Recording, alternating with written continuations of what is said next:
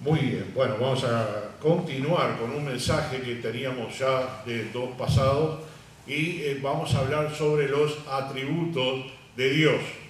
Recuerden que los atributos es la personalidad, lo que identifica al Señor. En este caso, ¿no? Puede ser para otra persona, o atributos de esa persona o de algo. Bueno, identifica, la palabra atributo, identifica que es Dios, identifica su personalidad, que es lo que queremos descubrir o recordar para todos aquellos que estamos en la casa de Dios, pero realmente no sabemos quién es nuestro Dios. Tenemos que estudiarlo, tenemos que hincarle los dientes al tema para poder desglosarlo, para poder entenderlo, ¿sí? Y cuando lo entendemos, tendemos también a seguirlo con todo nuestro corazón, al entender qué es Dios y qué quiere de los hombres. Eso es muy importante para cada uno de nosotros, entender lo que Dios veía en el mundo, lo que Dios luego proveyó para la salvación, y luego la iglesia, los rescatados, los renacidos, estando seguros en las manos del Señor. Esto es lo que estamos viendo en esta serie de mensajes en esta semana. Vamos a repasar un poquito sobre los atributos de Dios naturales. Esos son los atributos naturales de Dios. ¿Recuerdan cuáles son? El primero era los omni, presente, omnisciente y omnipotente. El orden no importa. Sí, y luego habíamos visto la santidad de Dios, ¿no es cierto? Antes de eso habíamos visto el atributo natural, eternidad e inmutabilidad de Dios. La eternidad, que no tiene principio, no tiene final, no tiene años, no tiene época. Para Dios el tiempo no corre como los hombres, ¿no? Como la humanidad. Nosotros tenemos una edad que llevamos de acuerdo al calendario, tenemos el día y la noche, tenemos invierno, verano, primavera, otoño. Bueno, Dios no tiene nada de eso. Dios es eterno y Él es inmutable. La inmutabilidad de Dios, ¿qué quiere decir? Que no cambia. Dios no se arrepiente, no cambia, aunque vemos en algunos pasajes que los tocamos en la Biblia, de que Dios se arrepintió de hacer al hombre y entonces destruyó la tierra con agua, o Dios se arrepintió de tal cosa para no destruir la ciudad de Nínive, pero lo que vemos es la actitud de lo que Dios decía que iba a pasar. Por ejemplo, a lo que le dijo a Jonás: ve y declara y profetiza sobre la ciudad que va a ser destruida, pero se arrepintió toda la ciudad, cambió el panorama, y también Dios cambió el veredicto. No destruyó la ciudad, sino que la perdonó. No es un arrepentimiento de parte de Dios, sino que Él vio el cambio. Y ahí también entramos nosotros, ¿no es cierto? Porque nosotros éramos pecadores, condenados, pero en el amor de Dios, en la misericordia de Dios, nosotros vimos entonces que Él cambió nuestro veredicto. Ya no somos culpables, somos salvados. Y ahí tenemos la salvación. En cuanto a los morales, el primero era la santidad de Dios. Dios es santo, ¿sí? Y para tener comunión con Dios tenemos que tener santidad. Ser santo porque yo soy santo. Y habíamos visto también el panorama cuando el Señor estaba en la cruz y el Padre lo dejó. Habíamos visto también la equidad y justicia de Dios, que habíamos visto estos domingos pasados. ¿Qué es la equidad? Justicia de Dios. Si Dios es justo, aquel pecador merece la muerte. Y no importa quién sea, rico, pobre, o que no haya escuchado o haya escuchado, el que no es salvo por la justicia de Dios es condenado. Y el que es salvo por la justicia de Dios es justificado. Por eso nosotros nos llamamos justos, santos, apartados, santidad, justicia de Dios, equidad. ¿Sí? Y hoy vamos a tocar un poquito más sobre la misericordia y la bondad de Dios, que es lo que habíamos visto también. Misericordia y bondad de Dios. Dios nos perdona y nos dice y nos exhorta a que nosotros también perdonemos a nuestros prójimos. No rencor, no venganza, sino todo lo contrario. Como recibimos la misericordia de Dios, tenemos que expresar esa misericordia de Dios hacia los demás, hacia nuestros prójimos, ¿no es cierto? Eso es la bondad del Señor. Y luego, por último, hoy, después de tocar ese último punto, hoy vamos a terminar con el amor de Dios. Pero todavía no. Vamos a repasar un poquito lo que habíamos visto entre la misericordia y la bondad del Señor. ¿Cómo se manifiesta entonces la bondad y misericordia de Dios? Hablando en general, no debemos olvidar que Dios es dueño absoluto para dar a quien quiere sus bendiciones. En Romanos 9:18 dice, de manera del que quiere, tiene misericordia. Del que Él quiere, tiene misericordia. Eso nos abre un panorama, una ventana muy importante. Si el Señor va a dar su misericordia a quien Él quiere, yo debería ganarme un poco la atención de Dios. No es que yo voy a ganar la salvación haciendo obra, pero sí la atención de Dios. Debemos también recordar que Dios quiere tener misericordia no de un puñado de personas predestinadas, sino de todas las criaturas. Y ese panorama también nos abre una buena ventana de entender lo que Dios quiere de la humanidad.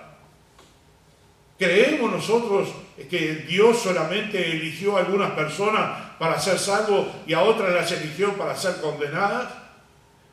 Ahí yo entendería la injusticia de Dios. Entendería la injusticia de Dios. ¿Por qué Dios elegiría a una persona y a otra no? Y no es así. El que cree estas cosas realmente está equivocado, porque la palabra de Dios dice que nosotros llevemos el Evangelio a toda criatura, y aquel que recibe al Señor Jesucristo como su Salvador, entonces es salvo.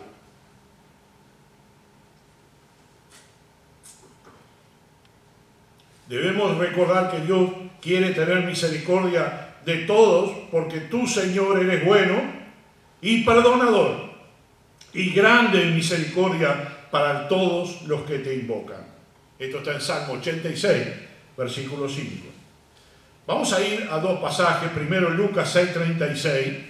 Lucas 6:36. Tengo algunos pasajes, ustedes discúlpenme si yo voy muy rápido, es para ganar un poco el tiempo. Y el que quiera escribir alguna dirección para recordarla, o el que quiera escuchar de vuelta el mensaje, puede hacerlo y no perder las direcciones. En Lucas 6:36 dice, sed pues misericordioso como también vuestro Padre es misericordioso. Más adelante dice que como queréis que los hombres os traten, tratadlo. Como queréis que os hagan a vosotros, hacérselo a otros. Esa regla de equidad, de misericordia, de bondad, como habíamos visto. Dios es bondadoso. ¿Qué quiere decir bondadoso? Una persona que no es jactanciosa, una persona que no piensa en sí mismo, una persona que puede compartir, una persona no ególatra, una persona que no piensa en sí mismo, está pensando en los demás, una persona bondadosa. Hemos visto que varias personas a nuestro alrededor son bondadosos, llevando de repente algo, algún regalo, o escuchando a una persona, o aconsejándole a alguien. Dice, sed misericordiosos como vuestro Padre es misericordioso. Esa es una regla difícil, pero no imposible de tenerla nosotros. Cuando el Señor nos dice, miren, injusticia va a haber siempre, injusticias en el trabajo, injusticias en el matrimonio, injusticias en la familia, siempre va a haber una injusticia. Alguien va a salir beneficiado más que el otro, alguien va a tener más cosas que el otro, ahí viene la revancha, viene el odio, viene qué sé yo, todo lo malo, todo lo contrario a lo que es bondadoso y misericordioso como Dios. El otro pasaje, en Mateo 5:45, dice, para que seáis hijos de vuestro Padre que está en los cielos, que hace que su sol salga sobre malos y buenos, y llueve sobre justos e injustos. En esa parte nosotros entendemos cómo es Dios.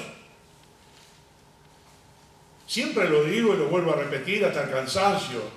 No, los creyentes no son una élite separada del mundo donde nosotros no vamos a tener enfermedades, no vamos a tener problemas, donde nosotros vamos a vivir en una estabilidad superior a los demás porque somos creyentes.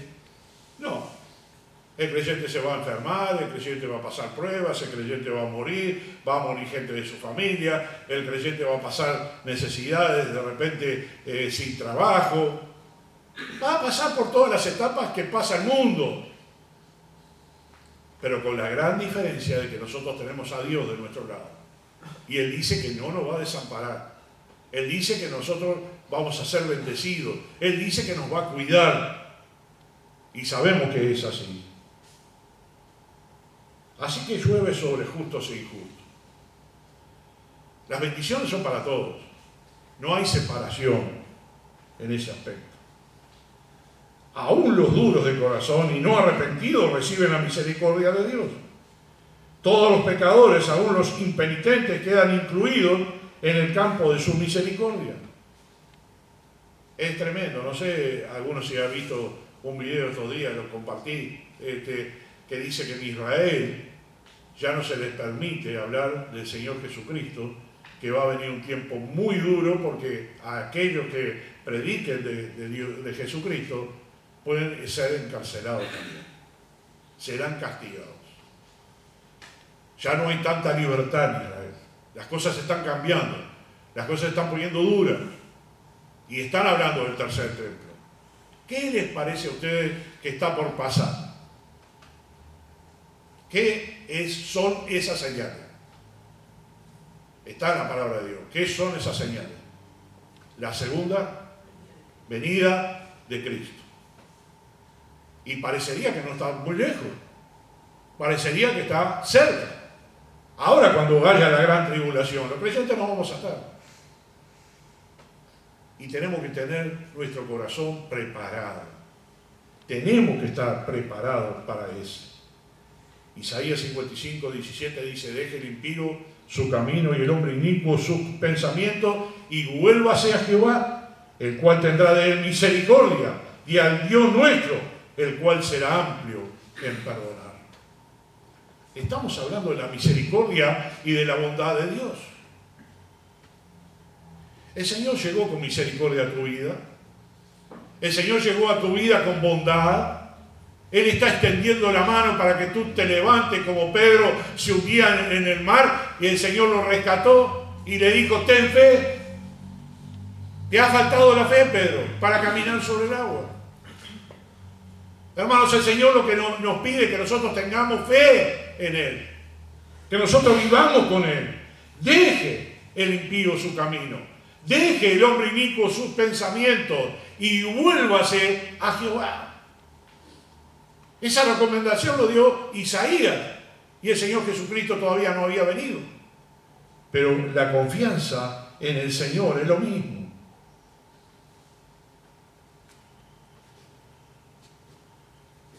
Dice la palabra del Señor que la misericordia de Dios es misericordia santa.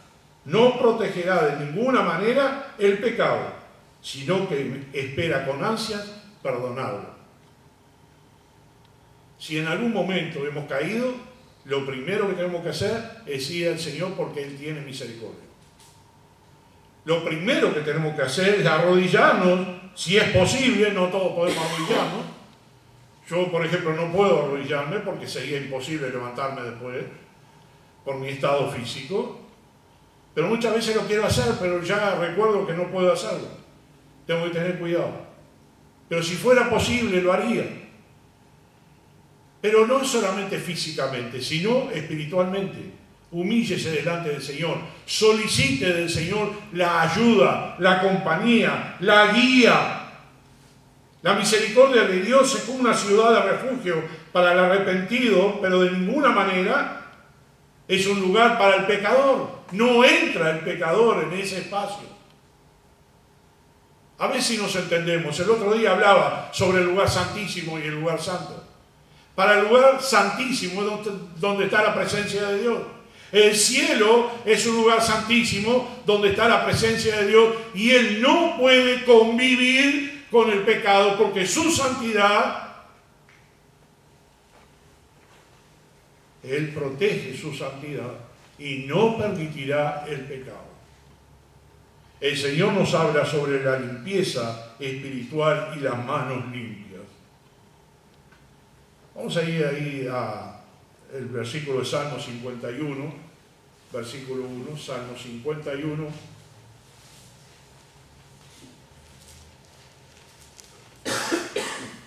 Dice, ten piedad de mí, oh Dios, conforme a tu misericordia, conforme a la multitud de tus piedades, borra mis rebeliones. Lávame más y más de mi maldad y límpiame de mi pecado. Esta es la actitud que tenemos que tener. Señor, limpia mis maldades, borra mis rebeliones. Hermano, nosotros no somos juez de nadie, porque el Señor me llama la atención a mí como te llama la atención a ti. Pero para ir a la presencia de Dios, al lugar santísimo, nosotros tenemos que tener las manos limpias y el corazón limpio. Y para eso tenemos que pedir perdón. Ahí el salmista ya estaba confesando su pecado. Ya estaba diciéndome, estoy en rebeldía, estoy en pecado, pero yo reconozco mis rebeliones. Y mi pecado está siempre delante de mí. Lávame más y más de mi maldad. Esta oración es una oración que nosotros necesitamos aprender para pedirle al Señor que limpie nuestros corazones. Aquí vemos la misericordia de Dios perdonando el pecado de los que se arrepienten de verdad. Hablamos de confiar en la misericordia de Dios. Tenemos que abandonar el pecado. Confiemos en la misericordia del Señor y hallaremos el perdón. El apóstol Pedro escribía, el Señor es paciente para con nosotros, no queriendo que ninguno perezca, sino que todos que procedan al arrepentimiento. Esa invitación es para toda la humanidad. No es una invitación para un grupo, es para toda la humanidad. Dios quiere que la humanidad se arrepienta para darle la misericordia de la bondad de Él a toda criatura. Nehemías escribe, empero por tus muchas misericordias no los consumiste, ni los dejaste, porque eres Dios clemente y misericordioso. Esto está en Nehemías 9:31. Aquí se muestra la misericordia y la paciencia de Dios con los pecadores. Si Dios hubiera querido proceder con ellos en justicia, hubieran sido destruidos. Dios no destruye inmediatamente, da oportunidades de arrepentimiento. Él está con sus brazos abiertos esperándolos a todos nosotros. Ven a mí, dice el Señor. Trae tus cuitas, trae tu corazón herido, que yo lo voy a sanar. Eso es lo que Dios quiere de nosotros. Luego recordar que Él pudiera quizás destruirlo, aplastarlo todo en un momento, pero Él no lo hace. Intercede y se sacrifica para mostrar su amor que tiene de los pecadores. Y su compasión nunca falla. ¿Crees que Dios no te ama? Puedes pensar en algún momento, Dios me abandonó, Dios me dejó, Dios no me ama, no escucha mis oraciones. Recuerda que lo que tú pides tiene que ser en la voluntad de Dios, no en tu voluntad. No, Dios no es un genio para complacer tus prioridades y tus deseos. Dios requiere en la oración muchas cosas, y una de las cosas que requiere Dios es que tengamos nuestro corazón limpio. Y tú dirás, pero hermano, mi corazón está sucio, yo sé que he pecado, yo sé que estoy en maldad, yo sé que tengo algo contra alguien. Y la única cosa que puedes hacer es ir al Señor confesarle al Señor tus pecados y perdonados, ahora tienes el corazón limpio. No es una técnica para dejar de pecar. No es algo que nosotros tenemos que practicar como si fuera un rezo, sin creer en eso. Tenemos que hacerlo desde acá dentro del corazón. Realmente estoy arrepentido. Realmente, Señor, dame amor por esas personas que no me aman y que me hacen daño. Si Dios es un Dios de misericordia, Él nos exhorta a que nosotros seamos misericordiosos también. En el momento que yo me entrego a Dios, quedo envuelto en su misericordia. Quedo protegido en su misericordia. No sé si seguramente los hermanos que están acá tienen vehículos y tienen casa y obligatoriamente tienen que asegurar sus vehículos para poder venderlos y para poder transitar por el país. Eso lo saben todos, ¿no? En un sentido hay un seguro obligatorio, que es mínimo, que no te protege a ti si se destruye tu auto, pero te protege de los terceros que quizás tú dañes y esa persona pueda reclamar, que no es mucho dinero, es poco. Pero me ha pasado, cuando yo compro un vehículo tiene que estar asegurado, ¿no? Y si la persona que me lo está vendiendo no está asegurada, yo tengo que llamar a un corredor de seguro, que yo tengo dos, y le digo, bueno, mira, compré este auto, le paso la libreta y asegúrenme. He hecho los trámites, me llama por teléfono y me dice, ya está, ya puede transitar. Yo en ese momento tengo confianza en mi seguro, mi aseguradora, que puede ser cualquiera que hay en el país, y salgo tranquilo a la calle que si pasa algo estoy asegurado. Tengo paz de que mi vehículo está asegurado. Si no fuera así, yo estoy intranquilo, porque si llego a cometer un error, puedo ir preso, me pueden reclamar sobre mi patrimonio porque yo cometí un accidente o pasó algo. ¿A qué quiero llegar acá? Que nosotros estamos envueltos y seguros con un seguro sobre nuestro transitar en la calle contra nuestro vehículo.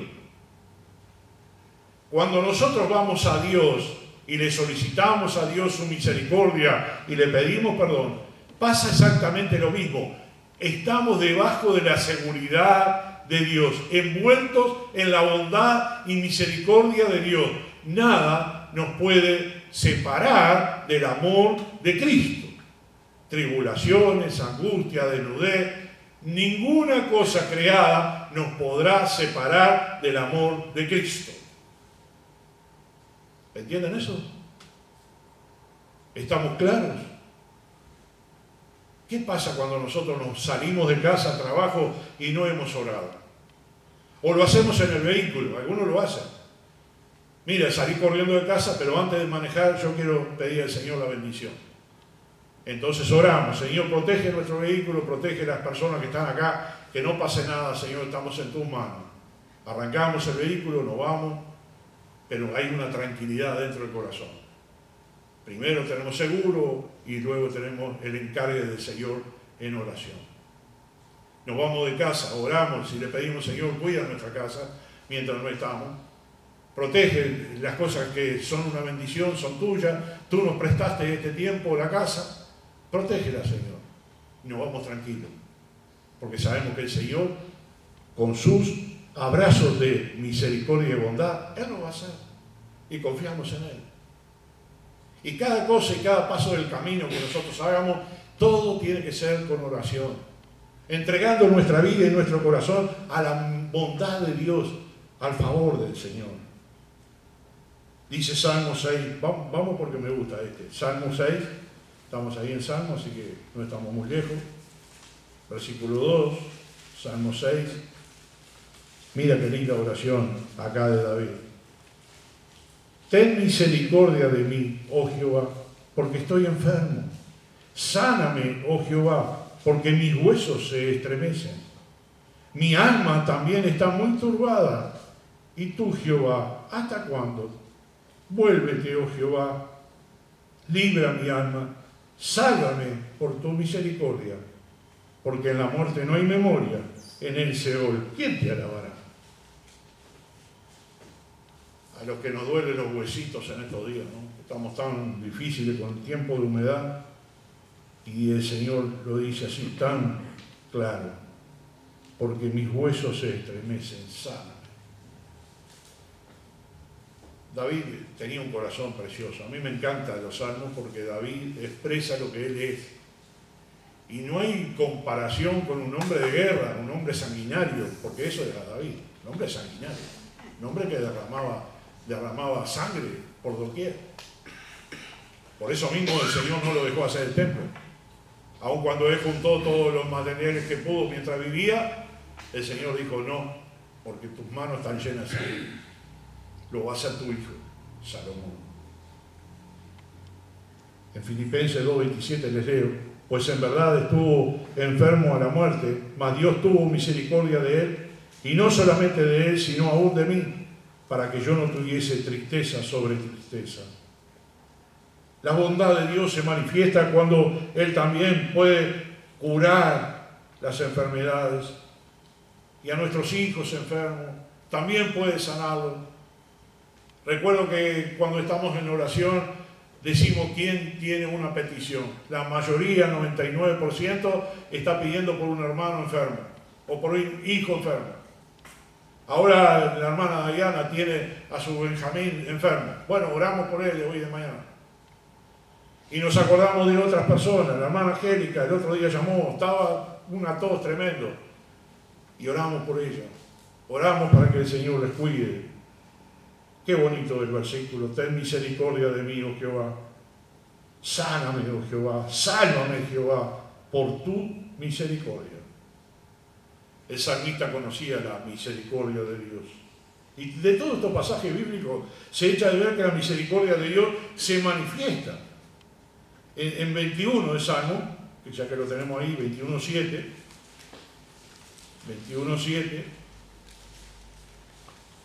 dice, por cuanto el rey confía en Jehová, y en la misericordia del Altísimo no será conmovido. El Señor cuida a ese rey que amaba a Dios, que quería a Dios.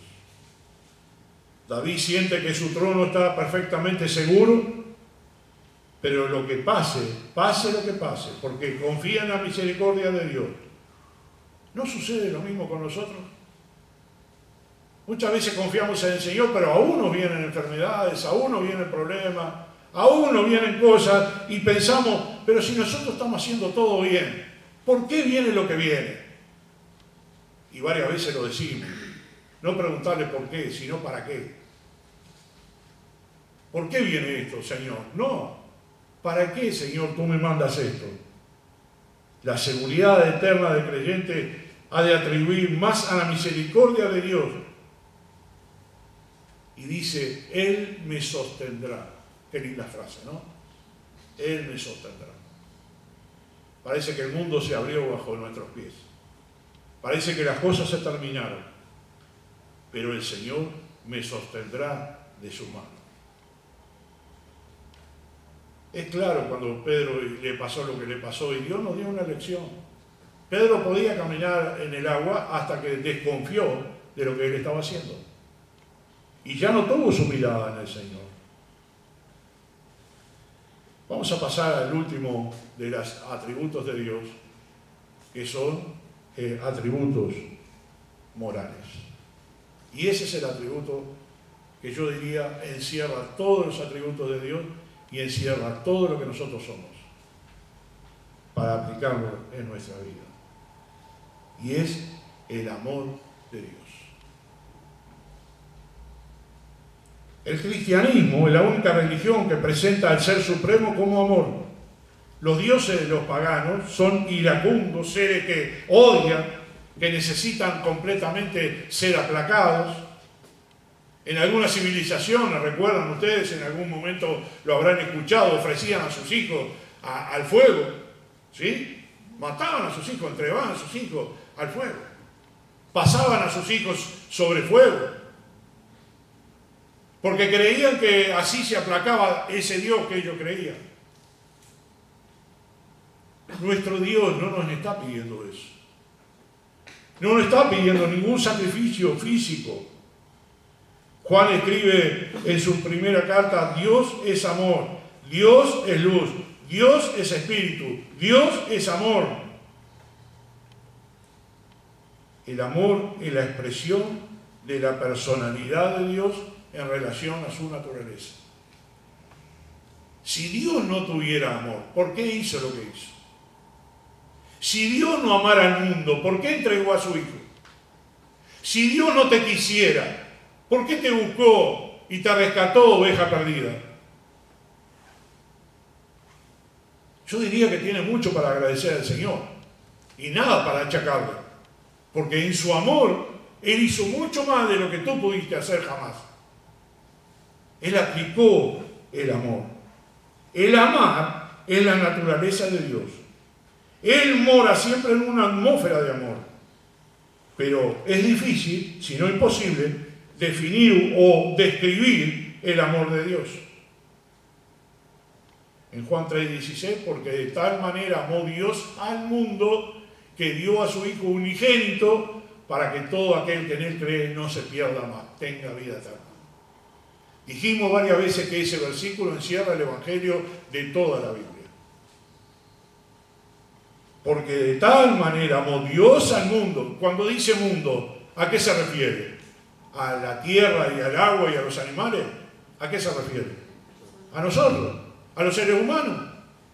¿A quién está amando Dios? Está amando a los seres humanos. Y esa es su naturaleza.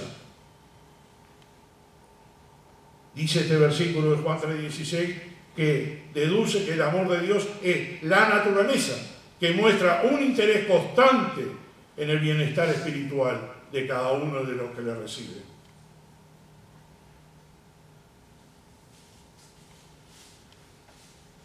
¿Cuáles son los objetos del amor de Dios? La primera cosa, como recién lo dije, es el Señor Jesucristo, el unigénito Hijo de Dios. Él mismo lo dijo en el bautismo cuando Él salió del agua, que dijo, este es mi Hijo amado, en el cual tengo contentamiento. A Él oí. Los entregué a ustedes, le entregué a ustedes, a mi Hijo único.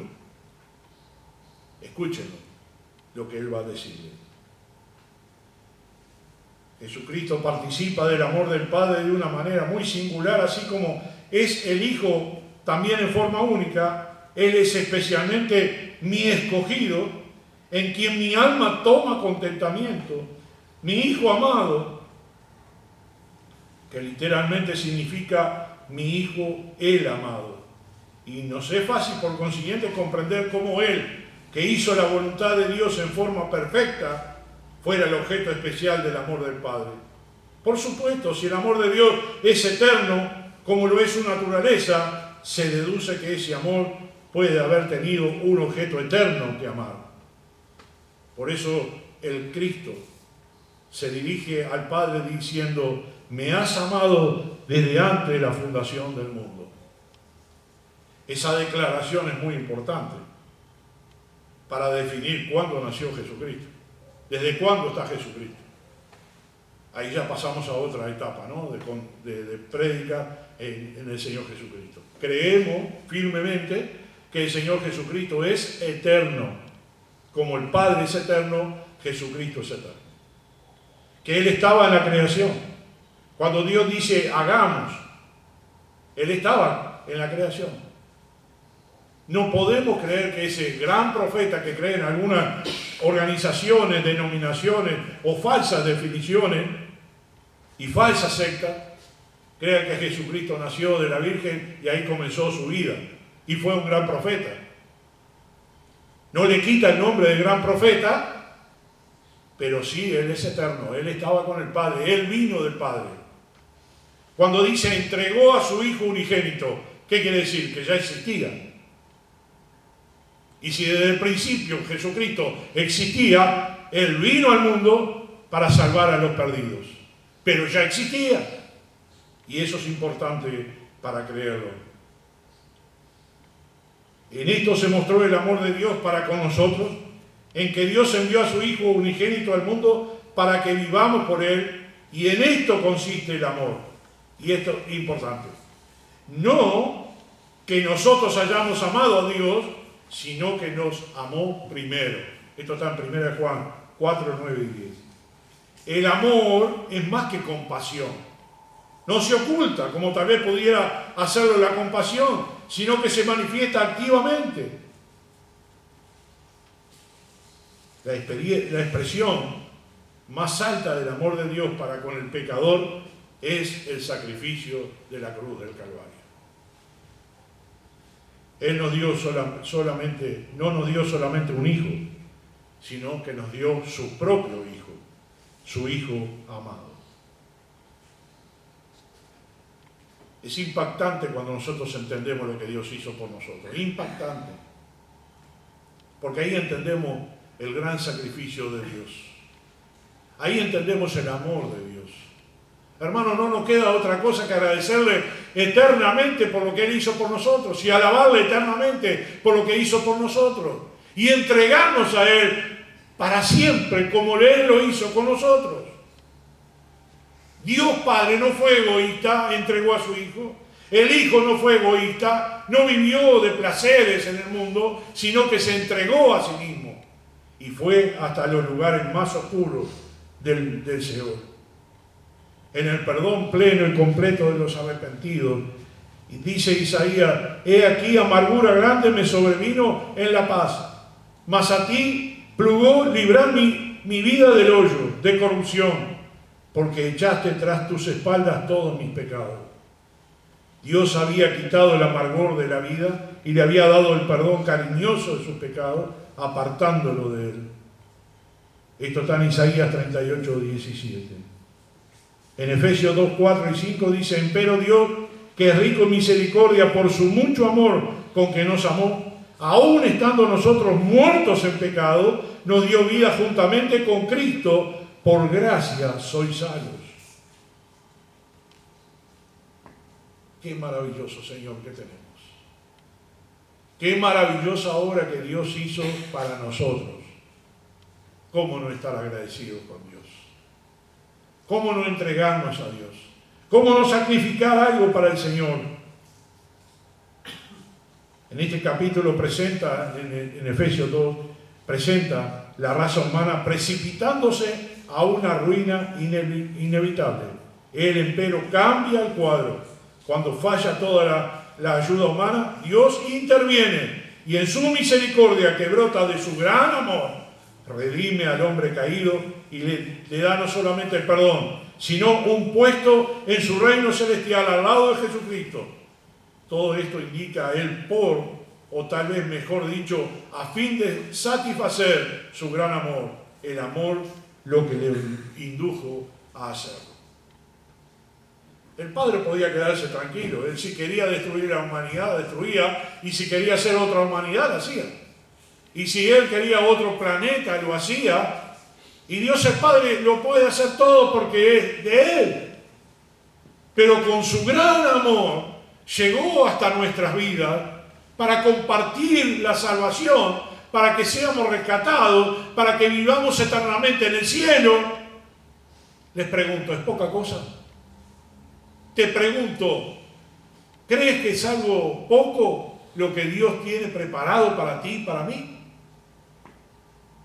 Estudia las Escrituras y ve que Dios es un Dios poderoso, pero que tiene algo que lo distingue de todos. Tiene amor. Y el amor no piensa en sí mismo, piensa en los demás. Y Dios pensó en nosotros. Dios pensó en ti. Dios te rescató a ti. Dios te sacó del mundo de pecado. Y al perdonarte y sacarte de ese lugar, te dio la gran salvación que tú no podrías salvarte jamás, ni tener esa salvación por ninguno de los medios. No es por obra para que nadie se gloríe. Es por la gracia de Dios. Y ese amor llegó a nuestras vidas. Acordarse de sus hijos en las cambiantes circunstancias de la vida. Isaías escribe en el 63:9: en toda angustia de ellos, Él fue angustiado. y el ángel de su faz los salvó. En su amor y en su clemencia los redimió y los trajo y los levantó todos los días del siglo. Aquí el profeta da una mirada retrospectiva, trae a su mente las opresiones que ha sufrido Israel y hace ver cómo los intereses de Dios se han entrelazado con los suyos. Dios no era un adversario, no era un enemigo, era un amigo cariñoso y compasivo. Él sufrió por ellos. ¿Entiendes lo que el amor de Dios ha llegado a ser para ti? ¿Entiendes cuánta gracia tienes tú? ¿Entiendes cuánto es el perdón que Dios te dio? ¿Crees que es poca cosa? Al comprenderlo, no te queda otra que servir al Señor. Porque el amor de Dios llega a tu vida de una manera tan hermosa que lo único que quieres hacer es servir al Señor. Tú dirás, pero yo tengo que trabajar y estar... Sí, puedes hacerlo.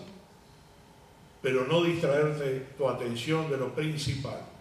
Que lo principal es la salvación de tu alma, que lo principal es que vas a vivir eternamente, que lo principal es el amor de Dios que llegó a tu vida y tú tienes que compartir ese amor con otros. ¿Estás entendiendo? Si el Señor te dice que dejes algo, déjalo. Si el Señor te dice que hagas algo, hazlo. Si el Señor te pide algo, déjalo. Sacrifícalo. Como hizo Abraham con su hijo. Fue y lo entregó. Dios le pidió al hijo y él se lo dio. No criticó, no se quejó, no peleó contra Dios, sino que lo hizo. Y al ver Dios su actitud, el Señor cambió y dijo, no lo mates, yo te estaba probando. Capaz que tú piensas muchas cosas cuando hay problemas y no entras en razón o no te ves con claridad lo que está pasando en tu vida. Pero piensa en un momento solamente que Dios te amó a ti, que Dios te rescató a ti y que tú tienes que cambiar tu manera de ser. No puedes quedar igual que eras antes. Tienes que cambiar absolutamente todo. Nueva vida. Así lo dice la palabra del Señor. Somos nueva criatura. Lo viejo pasó y ahora vino lo nuevo. ¿Y qué es lo nuevo? La salvación en el nombre del Señor Jesucristo. Ahí repasamos un poquito todos los atributos de Dios. Los primeros son atributos naturales. Nadie más que Dios tiene esto. Nadie puede llegar a esto. Es su omnipotencia, su omnisciencia, su omnipresencia, su eternidad y su inmutabilidad. Nadie es igual que Dios. Muchas veces vemos a la gente corriendo atrás de estatuas, corriendo atrás de cosas humanas, de dioses humanos, que no hablan, que no ven, que no escuchan, y la gente corre, da su plata y todo su sacrificio, esperando que fulanito le salve, la otra virgen le dé lo que le necesita. Van y piden a San Cono, van y piden a la Virgen de Luján, van y oran a esto y al otro y entreveran a Dios con todo eso. Y a la Virgen María, y que vamos a pedirle a la Madre que hable con su Hijo para nosotros. Y la Biblia no dice nada de eso. Dice que en el nombre de Jesucristo, el único nombre que puede ser salvo. Y dice que nuestra oración tiene que estar para el Padre, en el nombre de Jesucristo. Por eso nuestra oración termina en el nombre de Cristo Jesús. Amén. En el nombre de Jesús yo voy al Padre a orar, a pedirle en el nombre de Jesús. Esa es la correcta oración. En los atributos morales que hemos visto en esta semana, primero la santidad de Dios, luego la equidad y la justicia de Dios, luego la misericordia y la bondad de Dios, y por cuarto lugar, el amor de Dios. Conociendo estos atributos de Dios, Te puedes preguntar, ¿y yo voy a adorar a otra persona o a otro Dios? Conociendo toda la historia bíblica, no te queda otra que contar con Dios y creerle a Dios. Si tú no crees en la palabra del Señor, vas por un camino equivocado.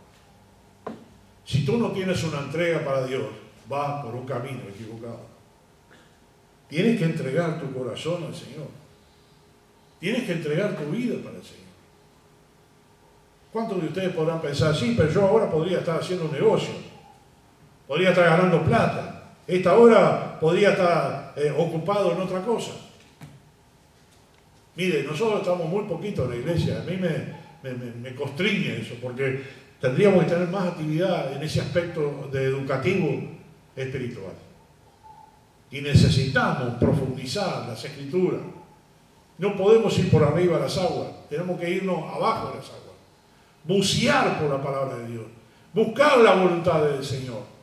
Y lo primero que hicimos esta semana fue conocer a Dios, al Dios que amamos, al Dios que venimos a la iglesia, al Dios que hemos constituido membresía aquí, al Dios a quien nosotros creímos y bautizamos para ser miembros de la iglesia, para esperar la venida del Señor Jesucristo en el rapto, para que nos lleve a su presencia y estar con Él eternamente. A Dios le creo, porque este es el Dios nuestro. Conoce a tu Dios, conoce al Señor. Dice él mismo que es el único. A Moisés le dijo, yo soy. Diles que el yo soy te mandó. Pero Señor, ¿cómo ir al faraón a decirle estas cosas? Que deje ir al pueblo para adorarte en el desierto. Diles, el yo soy te mandó. Y dile a los israelitas que el yo soy te mandó. Y ahí entra la historia de los israelitas en el gran ir a Israel, a la tierra prometida. Ay, hermano querido, comprendes tú del Señor. No te ocupes en tantas cosas si no tienes tiempo para leer la Biblia.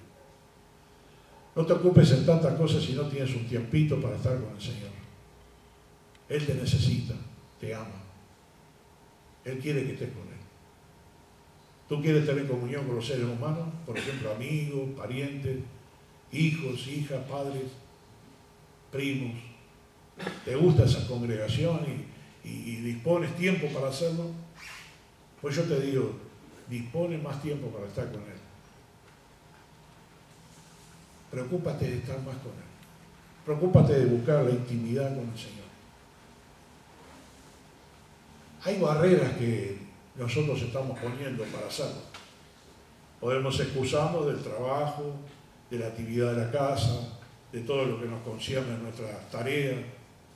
Y yo te pregunto, y en todas las horas que te levantaste, ¿no tienes un tiempito para estar con tus padres celestiales? Y agradecerle por lo grande que Él ha sido, y bondadoso, y misericordioso, y el amor que te tuvo, y la paciencia que te tiene. Ay, hermanos, tenemos que tener hambre del Señor.